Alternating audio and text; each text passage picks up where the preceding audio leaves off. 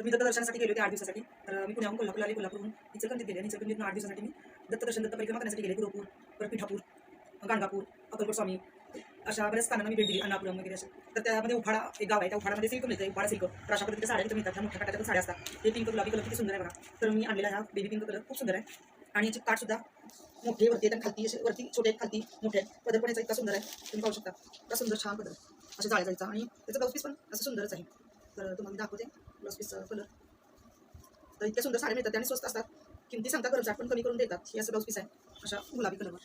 छान दिसते. ते घातल्यानंतर साडी वेअर केल्यानंतर खूप सुंदर असे आपल्याला साडीचं चापून चपून बसते. आपल्याला वाटतं हे उपाडा म्हणजे एकदम असं वेगळं असेल, पण हे छान सिल्क आहे, एकदम सुंदर आहे. आणि तुम्ही कोणालाही आवडेल अशी ही साडी आहे. खूप सुंदर दोन्हीकडनं बघू शकता तुम्ही. आणि दुसरी साडी ही अशी पिस्ता कलरमध्ये, तिथं मी ब्लाऊज पीस काढलेला आहे, त्यामुळं हे असं मिस करते साडी. तर ह्याचा पदर इतका छान आहे, गुलाबी असं कॉन्ट्रास्ट ब्लाऊज पीस पण तसंच होतं, त्याची शिवाय दिलेला आहे. तर त्याची काठसुद्धा नाजूक सुंदर आहे. आणि ह्याचा कलरसुद्धा असा पिस्ता हिरवट कलरवर छान दिसतो. गौरी गणपतीत घालायला आपल्याला साडी छान दिसते.